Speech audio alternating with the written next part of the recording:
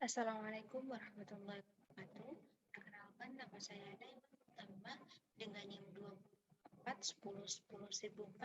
dari kelas Data Mining B. Baik, di sini saya akan mencoba untuk menjelaskan modul 6 dari mata kuliah Data Mining, yaitu tentang K-means classification. Jadi, di modul ini terdapat beberapa pertanyaan yang akan kita bahas. Langsung saja pada pertanyaan pertama, yaitu load dataset dan buang feature yang tidak dibutuhkan serta rapikan dataset. Nah, di sini sebelumnya dataset yang kita gunakan yaitu dataset molcustomers.csv ya. Jadi kita perlu untuk mengunggah dataset atau ya sebuah file data yang akan kita gunakan pada modul 6 ini. Nah, kemudian yang paling penting yaitu kita perlu untuk menginputkan beberapa library yang akan kita gunakan dalam proses klasifikasi ini ya. Jadi kita perlu untuk mengambil sklearn.cluster dan mengimport k-means. Kemudian kita perlu untuk mengimport pandas. Kita perlu untuk mengimport min-max scalar sama label encoder dari sklearn.preprocessing. Kemudian kita perlu untuk mengimport pyplot dari matplotlib, dan kita perlu untuk mengimport combination dari itertools. Kita perlu mengimport PCA dari sklearn decomposition. Kita perlu mengimport cburn. Cburn ini library yang digunakan untuk membuat atau menggambarkan suatu grafik. Kemudian langsung saja kita buka dulu dataset yang telah kita upload, yaitu dataset molcustomer. Dengan cara kita perlu untuk membuat variabel baru dengan nama, di sini saya memberi nama MC atau molcustomer. PD atau library pandas ini gunanya untuk melihat pd.read.csv, gunanya untuk melihat sebuah data atau file data yang telah kita upload, kemudian kita tuliskan nama data yang kita upload sebelumnya, dan kemudian kita ketik MC atau kita ketik variabel yang sudah kita definisikan sebelumnya. Kemudian kita execute. Nah, hasilnya akan seperti ini. Di sini ada 200 baris dan 5 kolom. Ada 200 baris dan 5 kolom. Di sini hanya ditampilkan dari 5 baris teratas dan 5 baris terbawah, serta 5 kolom. Selanjutnya yaitu MC drop atau molcustomer drop, atau kita perlu untuk menghilangkan atau menghapus customer ID axis 1 in place true. Kemudian kita perlu untuk mengexecute untuk mengetahui hasilnya. Nah, selanjutnya cek tipe data pada masing-masing feature dan encoding bila diperlukan. Nah, di sini untuk mengetahui info atau data yang ada pada data yang sudah kita upload sebelumnya, kita perlu untuk mengambil sebuah feature info. Kemudian dari sini sudah terlihat kalau ini kolom customer ID sudah dihapuskan atau sudah dihilangkan. Nah, kemudian selanjutnya itu encode MC copy atau ya encode genre. Kemudian kita perlu untuk mengambil data atau mengambil ya kopian dari molcustomer. Kita menginputkan dengan nama genre. Kita menginputkan genrenya itu dengan label encoder .fit transform encode genre. encode head ini gunanya untuk mencetak atau memprint 5 baris teratas saja. Kemudian kita execute untuk mengetahui hasilnya. Nah, di sini terdapat 5 baris teratas dan 5 baris terbawah dari data mall customer. Nah, di sini genrenya kita encode-kan ya. Kemudian yang ketiga yaitu ngecek data null dan data duplicated.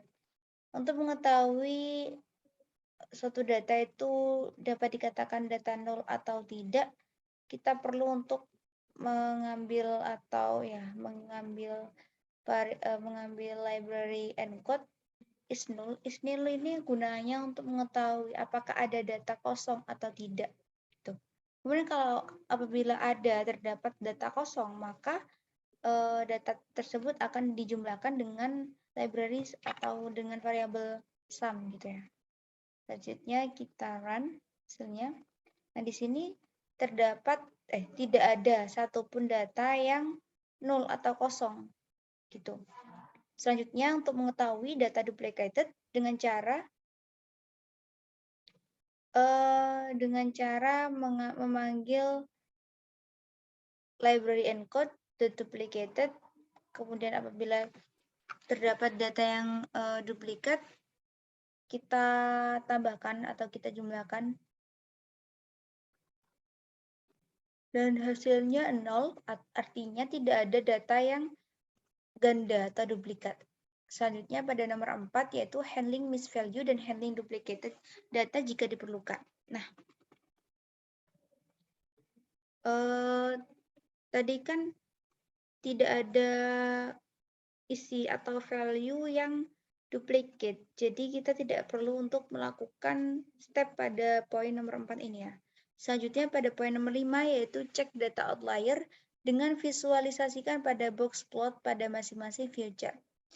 Kemudian kita perlu untuk mengambil atau memanggil library plotlib.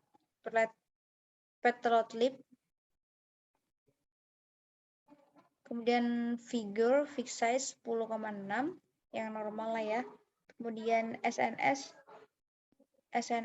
Seaborn box plot data sama dengan encoder, dan untuk judulnya saya beri judul yaitu cek data outlier dalam blogspot. Selanjutnya yaitu pada poin nomor 6 yaitu handling outdata jika diperlukan. Nah, yang pertama yaitu kita perlu untuk membuat variabel baru dengan nama kolom.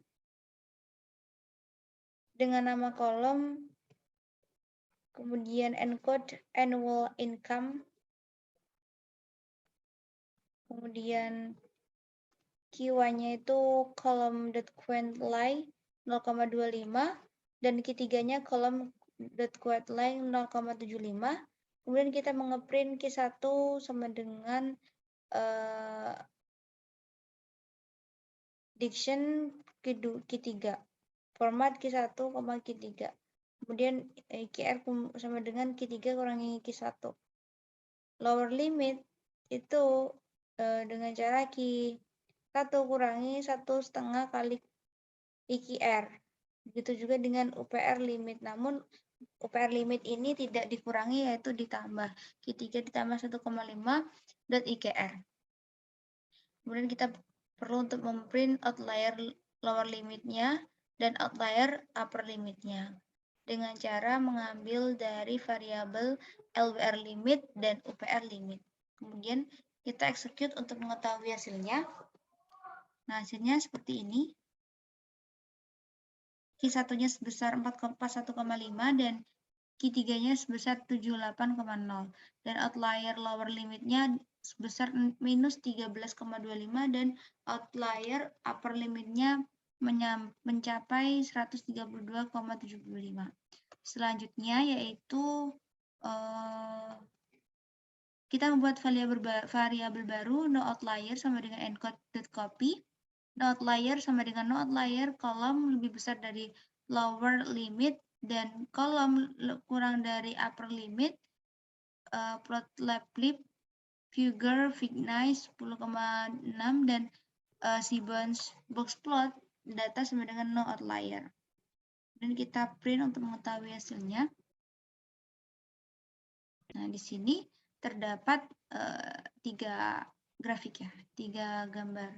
Di yang genre ini tidak ada outside-nya, tidak ada outlier-nya, di age juga tidak ada, di annual income juga tidak ada, dan di spending score juga tidak ada. Selanjutnya yaitu visualisasikan korelasi antar future dengan visualisasi bitmap, heatmap. Dengan cara kita perlu untuk mengambil atau memanggil variabel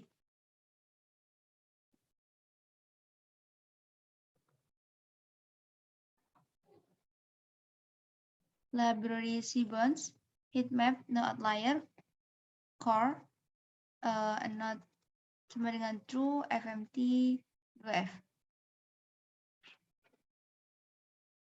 Selanjutnya yaitu pada poin nomor 8, normalisasikan dan menggunakan normalisasi tertentu, bebas bisa standar atau min-max. Di sini saya menggunakan normalisasi min-max yang sebelumnya sudah kita definisikan terlebih dahulu di atas, yaitu dengan cara membuat variabel baru dengan nama normalize sama dengan outlier.copy, kita mengcopy codingan outlier yang sebelumnya, call atau column, normalize column, min-max color, .fit transform normalize column, dan untuk mengetahui hasilnya kita perlu untuk mencetaknya dengan cara normalize.head untuk menampilkan baris teratas, 5 baris teratas. Selanjutnya ini karena genre di sini memiliki tipe data yang bukan integer atau berubah menjadi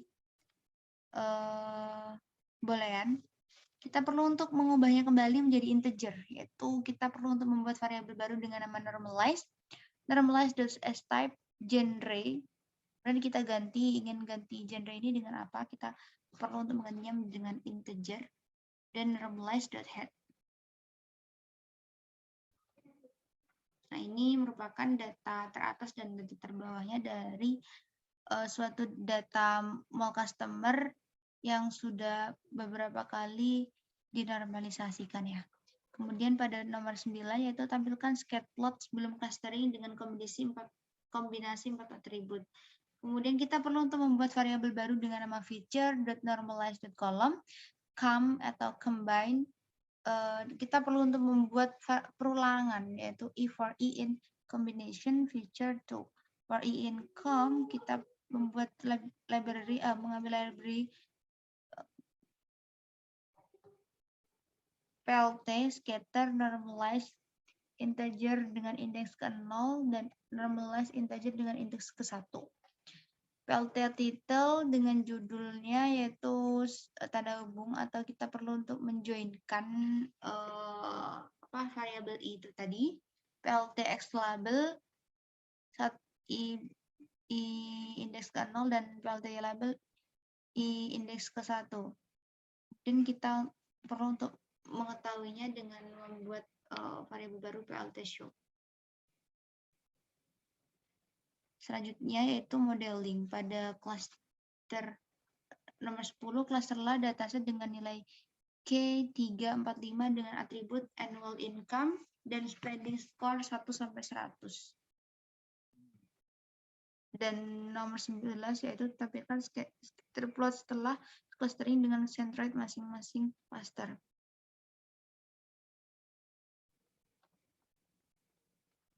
Kita perlu untuk membuat variabel baru dengan nama data processed sama dengan normalize.copy, data processed.head untuk mencetak 5 teratas 5 terbawah dari data processed ini. Kemudian membuat variabel kolom dengan data preprocessed annual income K dollar, spending score 1 until 100 for pay in 345. Selanjutnya kita perlu untuk merunnya. Nah, di sini akan muncul beberapa warna ya yang berbeda. Ini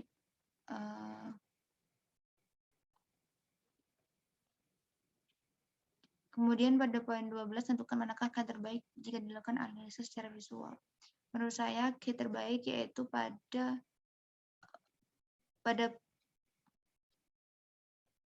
poin yang pertama. Selanjutnya,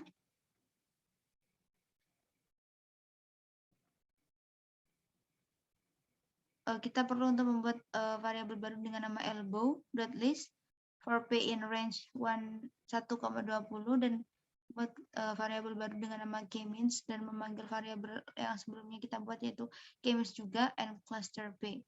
K-means fit data preset, elbow append k-means inertia. Kurang lebih seperti ini. Akan muncul sebuah tabel. Mungkin sekian dari saya. Apabila banyak salahnya, saya mohon maaf. Wassalamualaikum warahmatullahi wabarakatuh.